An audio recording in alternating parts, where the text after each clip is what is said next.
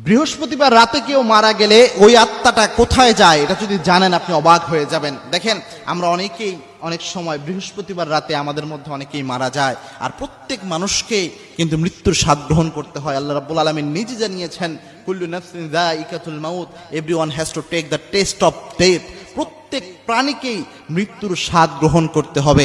তবে বৃহস্পতিবারে মৃত্যুবরণ করা, বৃহস্পতিবার রাতে আর অন্যান্য দিন মৃত্যুবরণ করা, এই দুইটা সমান নয়।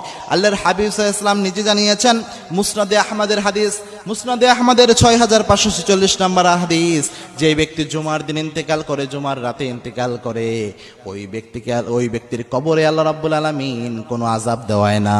ওই ব্যক্তির কবরের আযাব আল্লাহ রাব্বুল আলামিন নিজে মাফ করিয়ে দেয়। বৃহস্পতিবার রাত হচ্ছে জুমার দিনের রাত, কারণ আরবি মাস হিসেবে মাগরিবের পর থেকেই তারিখ পরিবর্তন হয়ে যায়। অর্থাৎ বৃহস্পতিবার দিন চলে যাওয়ার পরে যে রাতটা আসে, এই রাতটাকে বলা হয় জুমার দিনের রাত, যদিও আমরা বলে থাকি বৃহস্পতিবার রাত।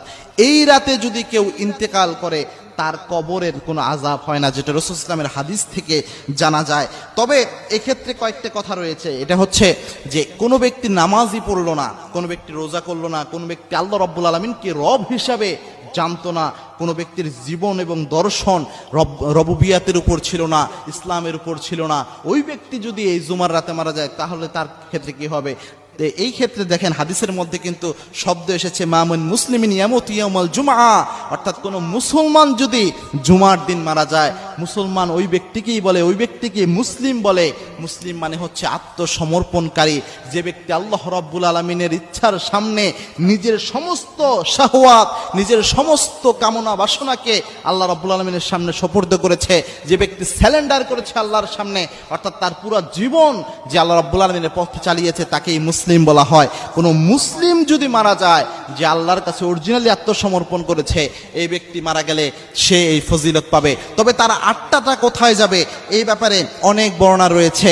যে বারা বিন আজিজ রাদিয়াল্লাহু তাআলা আনহু তিনি বলেছেন, যারা ইমানদার ব্যক্তি রয়েছে, যারা মুসলিম ব্যক্তি রয়েছে, তারা যখন মারা যায় তাদের আত্মাগুলা ইল্লিনে চলে যায়। যে ইল্লিনের কথা আল্লাহ রাব্বুল আলামিন নিজে জানিয়েছেন, যে কিতাবুল আবরার লাফি ইল্লিন, আল্লাহ রাব্বুল আলামিন নিজে জানিয়েছেন, যারা ভালো আমল করে, যারা নেক আমল করে, যারা নেককার, তাদের কিতাবসমূহ ইল্লিনে সংরক্ষিত থাকে। এবং এই ইল্লিনকে অনেকে বলেছেন যে ইল্লিন হচ্ছে একটা সুরক্ষিত স্থান, সুরক্ষিত কিতাবের নাম। যারা নেককার